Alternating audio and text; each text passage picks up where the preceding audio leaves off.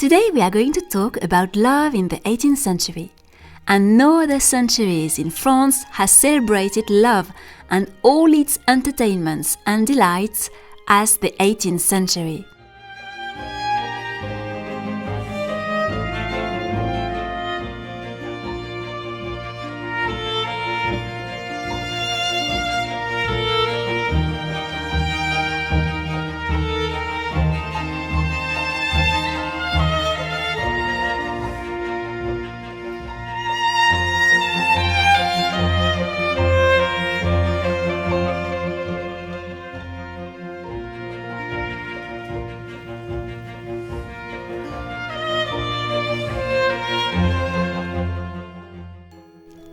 Marmontel, in his Moral Tales, in The Happy Divorce, writes: Si dans quelques siècles on lisait ce conte, on le croirait fait à plaisir, et le séjour que je vais décrire passerait pour un château de fées. Mais ce n'est pas ma faute si le luxe de notre temps le dispute au merveilleux des fables, et si dans la peinture de nos folies, la vraisemblance manque à la vérité.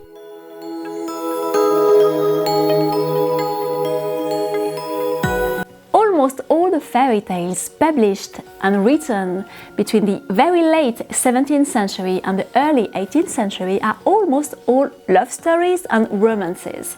The only one who didn't write only fairy tales inspired by love stories is the father of fairy tales, Charles Perrault. Half of his fairy tales are not related to love stories and featured children and rather young characters. He has love stories though, but the other ones, they only wrote love stories. And we are going to see how the architecture described in these fairy tales and the real architecture in reality was not different, and the limit between the two completely disappears. In these fairy tales, love is always the biggest magic. It turns monsters into civilized princes, like in The Beauty and the Beast or The Prince Beau. It can set the characters free, like White Cat or The Hind in the Wood. And Madame de La and Mademoiselle de La Force, for example, don't hesitate once in a while to sprinkle their fairy tales with a bit of erotic suggestions here and there for those who are a little careful.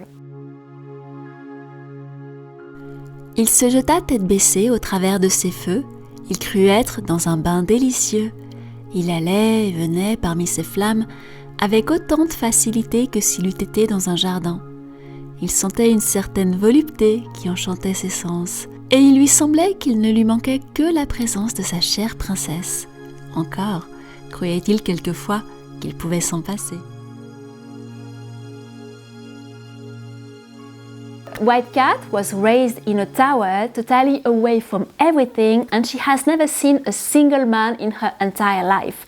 And Madame de La has a secret pleasure to describe her discovery of a real man for the very first time as a teenager. She here describes the enthusiasm of White Cat when she sees the knight who is going to save her for the first time.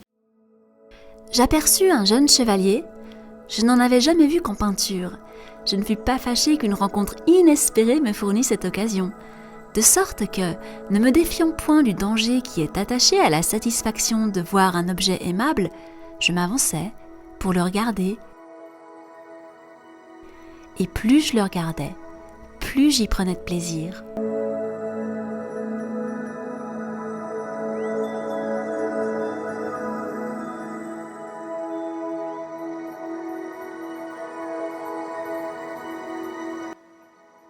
Stronger than any fairies, any magician, any witch, love is the real and the most powerful magician. In La puissance d'amour from Mademoiselle de La Force, The Power of Love, she has a little dialogue between the main character and love, the character of love. Vous êtes donc plus qu'une fée? Leur science est bien au-dessous de la mienne. Mes enchantements passent tous les autres enchantements. Je suis le seul véritable magicien. C'est moi qui suis le père des fées et de tous les enchanteurs. Tout enfant que je parais, j'ai donné naissance aux plus grandes puissances du monde. Et tel que tu me vois, je suis le plus grand sorcier qu'il y ait jamais eu.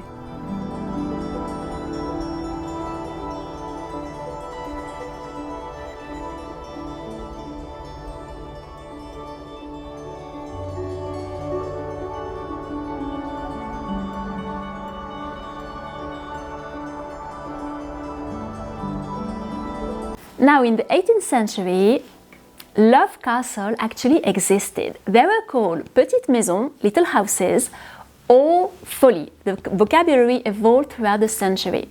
They were built for the only purpose of hiding secret love affairs or ephemeral pleasures. And the secret documents of the police in the 18th century are an incredible source of information and descriptions of these places.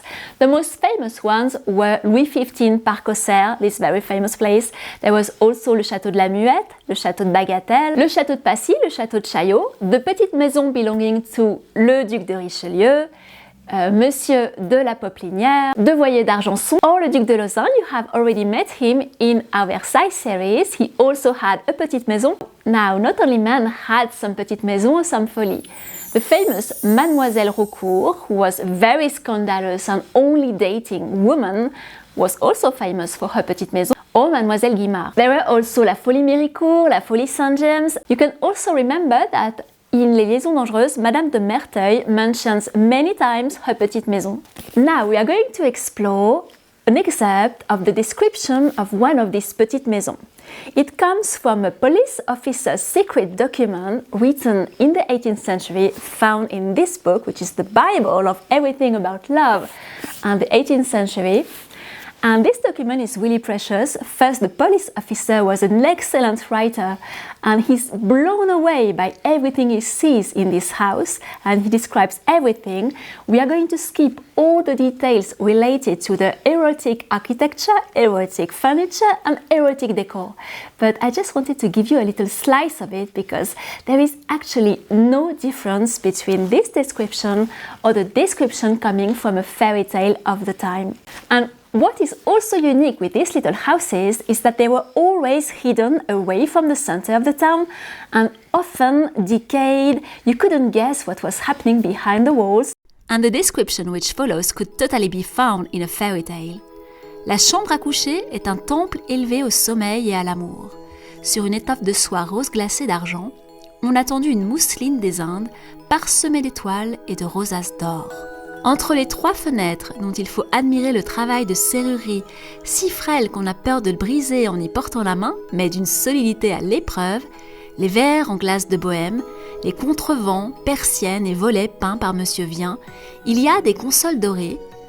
L'une porte une pendule admirable, l'autre une non moins belle pièce astronomique annonçant le cours des astres.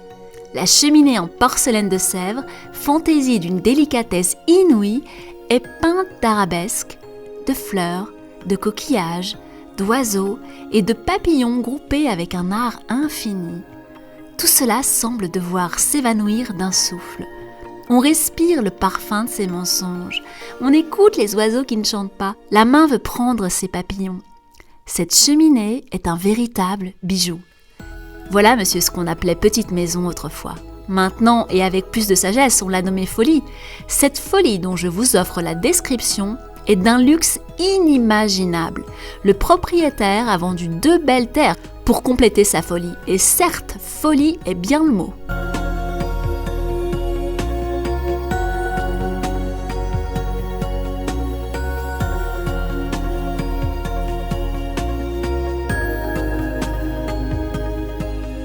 Now, I took part a few years ago to a traveling exhibition with le Centre des Monuments Nationaux, which was all about this theme, love, old fairy tales, Rococo, the 18th century in France.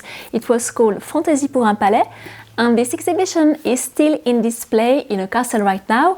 It is in Normandy at le Château de Carrouges, and you can see it if you are interested in this theme in case you travel in France during this end of winter. You will have below the video all the dates and the links to the different castles which are showing different exhibitions I took part to with le Centre des Monuments Nationaux. There are many others, not only this one. But this one is really about all this theme of love, Rococo, old fairy tales, and the theme of the Rococo architecture to gardens. There are a lot of things which are common with this video.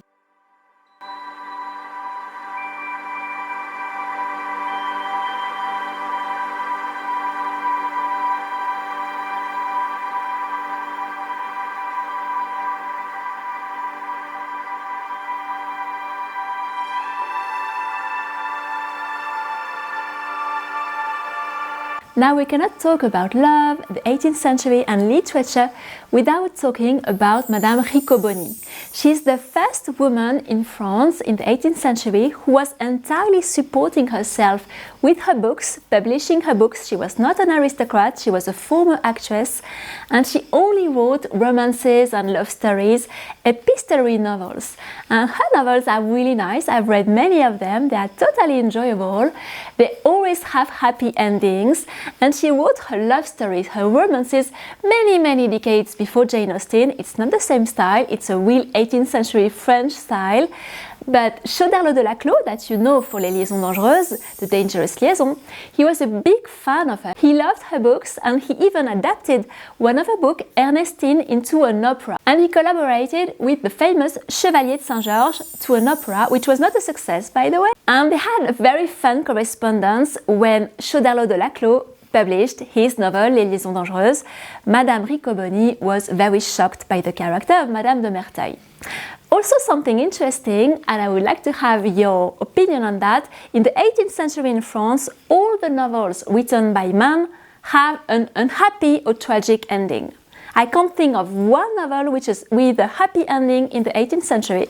But women, when they write novels, they always have happy endings, of course in fairy tales, or the women who wrote fairy tales, but also Madame Riccoboni and a few others. So if you have a title written by a man with a very joyful and happy ending in the 18th century, I would be interested to know, because I would love to know which book it is.